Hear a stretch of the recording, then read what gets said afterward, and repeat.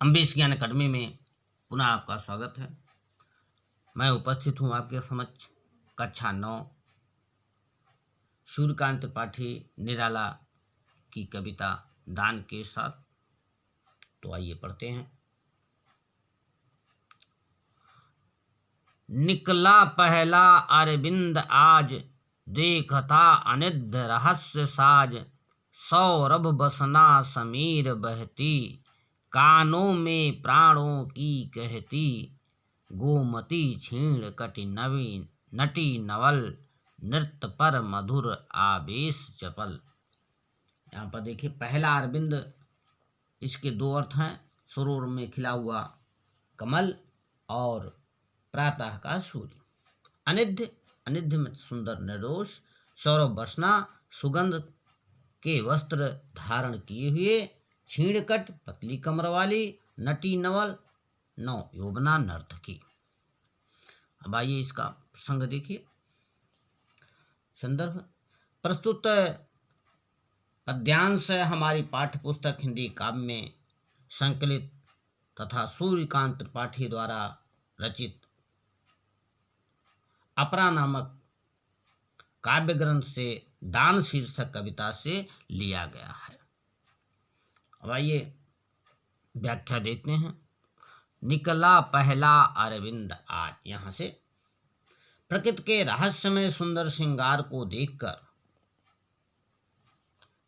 पौ फटते ही पहला कमल खिल गया, अथवा प्रकृति के रहस्यों को निर्देश भाव से देखने के लिए आज ज्ञान का प्रतीक सूर्य निकल आया। आज ही पहली बार कवि को धर्म के बाह्य आडंबर का स्वरूप देखकर वास्तविक ज्ञान प्राप्त हुआ। क्या प्राप्त हुआ? सुगंध रूपी वस्त्र धारण कर वायु मंद मंद बह रही है। वह जब कानों के निकट से गुजरती है, कानों के प्राणों में कहती, वो कुछ कानों के निकट से गुजरती है तो ऐसा मालूम पड़ता है वह प्राणों को पुलकित करने वाला गतिशीलता का संदेश दे रही हो, ऐसा मालूम पड़ता है। गोमती नदी में कहीं कहीं पानी कम होने से वह एक पतली कमर वाली नवेली नायिका सी जान पड़ती है। नटी नवल, नवेली नायिका की तरह से जान पड़ती है। उसमें उठती गिरती लहरों के कारण वह धारा मधुर उमंग से भरकर नृत्य करती हुई सी जान पड़ती है। इस तरह से ये हो गया इसकी व्याख्या। अब काव्य सौंदर्य को देखिए। काव्य सौंदर्य में आप देखिए रस, शांत और श्रृंगार मिश्रित है। भाषा खड़ी बोली, शैली प्रतीकात्मक है। शब्द शक्ति निकला पहला अरविंद आज में लक्षणा है। गुण माधुर्य है। अलंकार रूपक मानवीकरण और अनुप्रास है। आइए इसकी बात आगे देखते हैं। यहाँ पर मैं प्रातः प्रयत्नार्थ चला, लौटा आ पुल पर खड़ा हुआ। सोचा विश्व का नियम निश्चल, जो जैसा उसको वैसा फल देती यह प्रकृति स्वयं सदया। सोचने को ना कुछ रहा नया, सौंदर्य गीत बहुवर्ण गंध। सौंदर्य गीत बहुवर्ण गंध, भाषा भावों के छंदबंध। यहीं तक देखते हैं। कभी आगे कहता है, मैं सुबह ही सुबह घूमने के विचार से चल पड़ा और लौट करके आकर के उस पुल पर खड़ा हो गया। वहां पर कभी सोचता है, सोचा विश्व का नियम निश्चल, विश्व के नियम को वह सोचता है जो कैसा निश्चल है, अर्थात कपट से रहित है। जो जैसा उसको वैसा फल, जो व्यक्ति जैसा करता है उसको वैसा ही फल मिलता है। देती यह प्रकृति स्वयं सदया, यह प्रकृति उसे स्वयं दे देती है, कितनी दयावान है। और इस बात को देखने के बाद सोचने के लिए कुछ नई चीज रहती ही नहीं है। सौंदर्य गीत बहुवर्ण गंध, यहाँ इस संसार में सौंदर्य से भरपूर सौंदर्य गीत, विविध रंग गंध, भाषा और मनोभावों को छंदों में बांधना और मनुष्य को प्राप्त होने वाले ऊंचे ऊंचे भोग तथा और भी कई प्रकार के दान वह प्रकृति ने उन्हें प्राप्त किया। इसके बाद आगे देखते हैं। और भी उच्चतर जो विलास प्राकृतिक दान वे सप्रयास या अनायास आते हैं, सब सब में है श्रेष्ठ धन्य मानो। यहीं तक देखते हैं। कवि कहता है और भी ऊंचे, और भी जो ऊंचे ऊंचे भोग विलास हैं, वो कई प्रकार के दान जो मनुष्य को प्रकृति ने प्रदान किए हुए हैं, प्राकृतिक दान किए हुए हैं। सप्रयास या अनायास, वो प्रकृति उन्हें प्रयास करने पर या अनायास ही कभी कभी दे देती है। सब में है श्रेष्ठ धन्य मानो, परंतु कवि कहता है इन सब में मनुष्य सर्वश्रेष्ठ सौभाग्यशाली है और धन्य है। इसके बाद आगे देखते हैं।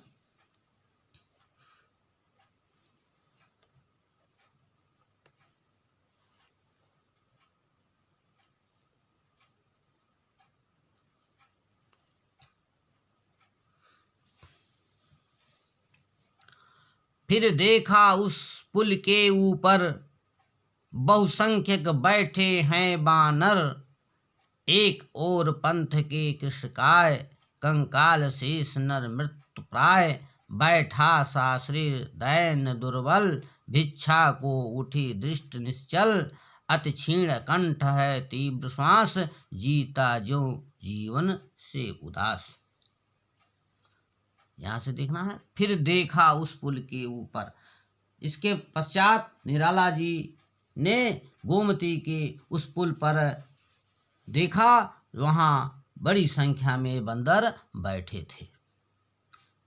और पुनः वो देखता है उसी पुल पर एक तरफ रास्ते में कृषकाय अर्थात दुबला पतला शरीर वाला, जिसके मात्र कंकाल ही शेष, हड्डियां ही शेष बची हैं, वह एक मनुष्य लगभग मृत्यु के करीब बैठा है। बैठा सशरीर दैन दुर्बल, वह दिन दुर्बल शरीर से बैठा हुआ है। आगे भिक्षा को उठी दृष्टि निश्चल, वह भिक्षा पाने के लिए अपलक नेत्रों से ऊपर की ओर देख रहा है।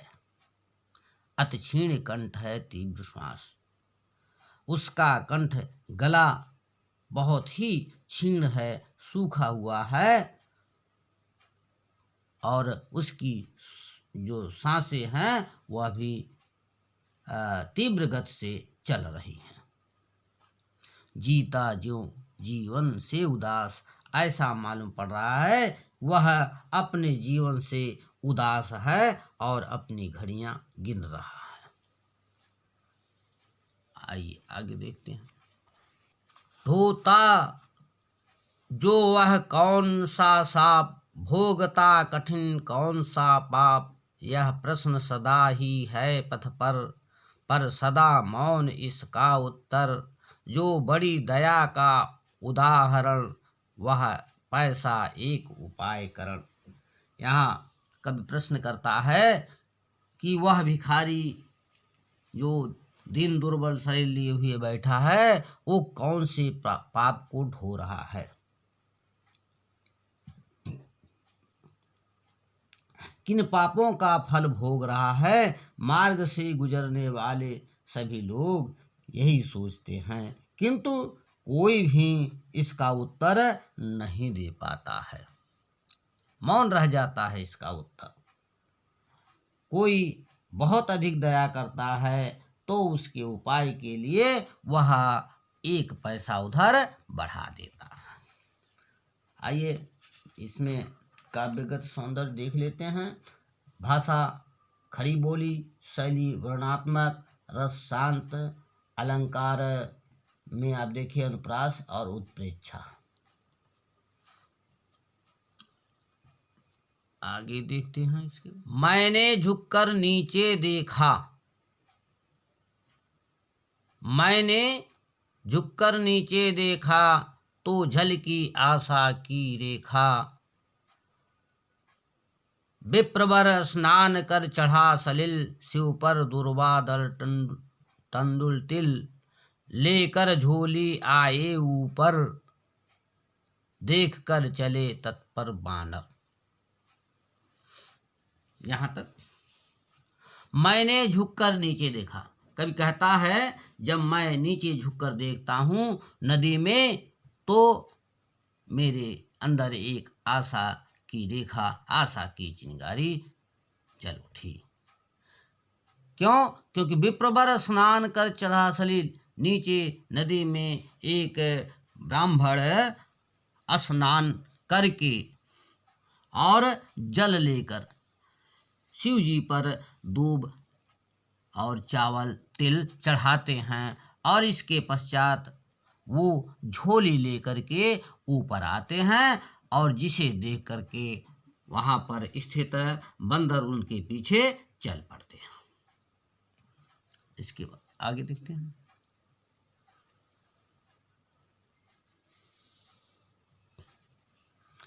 दुज राम भक्त भक्त की आस, दुज राम भक्त भक्त की आस। भजते शिव को 12 मास, कर रामायण का पारायण। जपते हैं श्रीमन नारायण, दुख पाते जब होते अनाथ। कहते कपियों से जोड़ हाथ। कभी आगे कहते हैं वे जो ब्राह्मण हैं वो राम भक्त हैं। द्विज राम भक्त, वो ब्राह्मण राम भक्त है, और भक्ति की आशा में 12 महीने शिव को भजते हैं। भजते शिव को 12 मास, वो 12 महीने शिव को भजा करते हैं। कर रामायण का पारायण,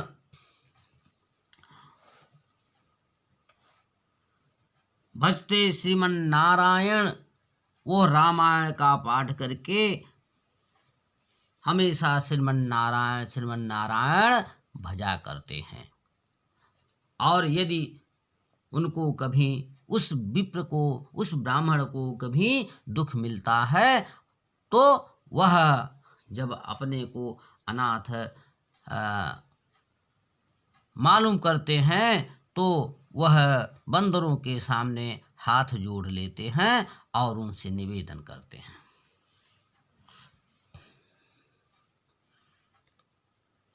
आगे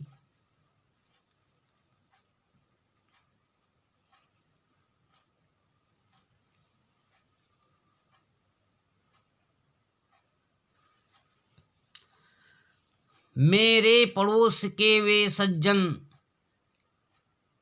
मेरे पड़ोस के वे सज्जन।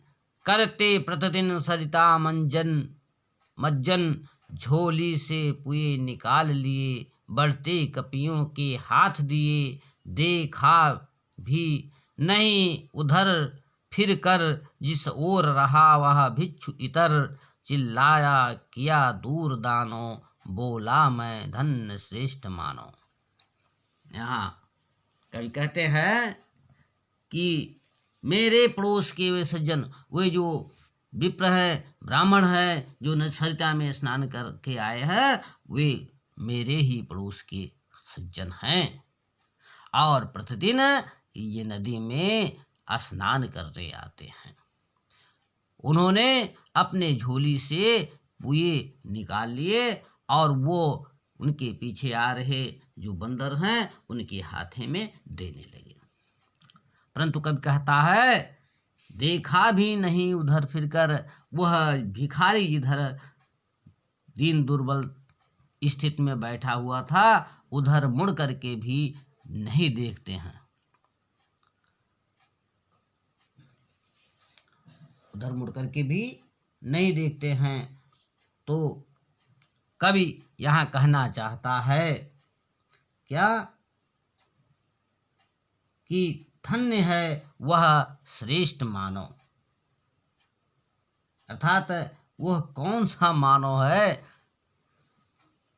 जो इस तरह से उपेक्षा का शिकार है। यानी कि मनुष्य पशुओं को, पक्षियों को तो खिला सकता है लेकिन मनुष्य को खिलाने में असमर्थ है। आइए यहाँ भी काव्य सौंदर्य देखते हैं। भाषा साहित्यिक खड़ी बोली है, शैली व्यंग्यात्मक है, रस शांत है और अलंकार अनुप्रास है। कैसा लगा आपको? अच्छा लगा होगा तो लाइक करेंगे, शेयर करेंगे और सब्सक्राइब करेंगे।